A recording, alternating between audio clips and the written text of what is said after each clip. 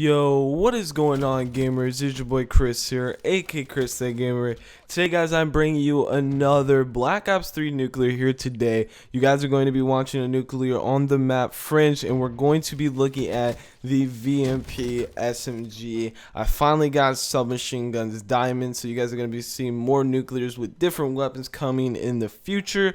But today, we finally got the Nuclear with the VMP, and I also changed up the specialist. So let's go ahead and get straight in to the VMP best class setup. So guys, this is my favorite submachine gun in the game. It literally is the best sub in my opinion. Obviously the Vesper is just way more majestic, way more overpowered, but for some reason I've just fallen in love with this VMP. It's just such a great weapon. Now I know the last episode we did the Kuda and I said rapid fire is literally godlike and it needs to be on every single submachine gun. Well, I did try it. I tried to see if rapid fire was going to work out and it did not. I tried it and it literally made the VMP trash. I was dying left and right. I even tried putting extended mags onto it, so I said I have to take the L for that and take off rapid fire. So the attachments that we're using on the VMP is grip, fast mags, and suppressor. Now I really don't need to explain to you guys suppressor just because of the fact that it does what it's done in every single Call of Duty, keeps you off the mini-map. Grip just because of the fact that the VMP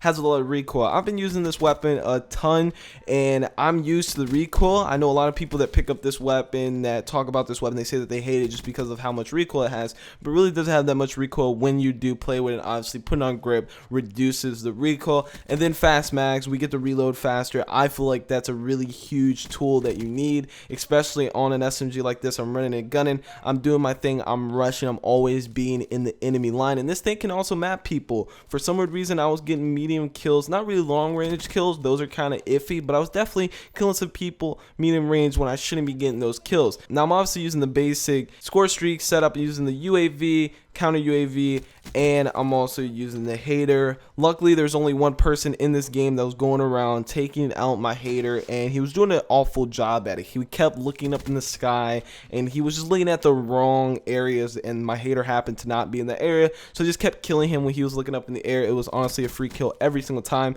and I honestly could have got a double nuclear in this game. You guys are gonna see what happens. I go 29-0 on the first side and I'm about to get the last kill to get me the nuclear on the first side of this domination, and I kind of choke it, put bullets into him, and then the side ends. I literally could have got a double because I could have got the nuclear on the first side, killed myself, and went on another streak, but I'm just gonna have to go for that goal sometimes else. So for the perks, we're using overclock. I know most of my nuclears I've been using kinetic armor. Well, I know you guys were probably getting tired of me using kinetic armor since I've used it so much, so I basically changed it and I went with combat focus. This is my second most popular specialist that I use. I use this because you obviously can get your score streaks a lot faster, and for this setup for the nuclears, it's really important that you get that hater up all the time, just because the hater lets you know where the enemies are, and even if they do have somebody that's taking out those haters left and right, you have combat focus. It can help you get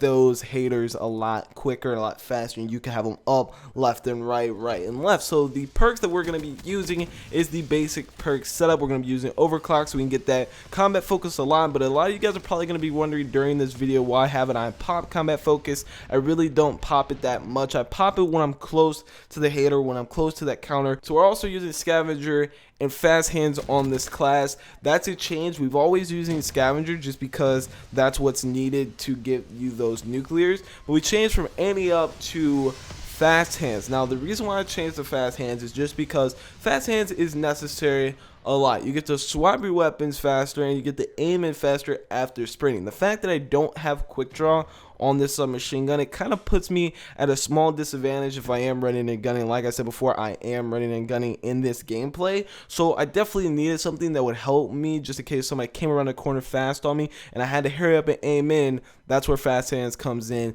So I'm definitely liking the change, to be completely honest. Like if I use quick draw, then I don't need to use fast hands. If I'm using fast hands, then I don't need quick draw. So it really is a good setup, but if you do use both, it's an insane like setup. Literally, if somebody comes on you, you should be able to snap onto them pretty quickly. But I found that while using this class, that using fast hands and no quick draw on this weapon just works out really well for my playstyle. So there it is, guys. Hopefully you are enjoying the nuclear best class setups, and if you guys are, please make sure to give the video a big thumbs up so I know that you guys are enjoying this series, and I'll continue to pump out these nuclear best class setups for you guys. It's so much fun doing these. It's awesome trying to go for these streaks, the times that I do choke, the times that I do get streaks. And honestly, I'm so gutted that I didn't go for the double nuclear. After the game was over, I was like, I really could have got a double nuclear. I cannot believe that I did end up choking the double nuclear. So if you guys are enjoying this series, let me know down below in the comment section. If you guys have a certain gun that you would like me to cover next, please let me know by also putting that down below in the comment section. Subscribe if you're new for more Black Ops 3 content and tips on how to get nuclears in Black Ops 3. And as always,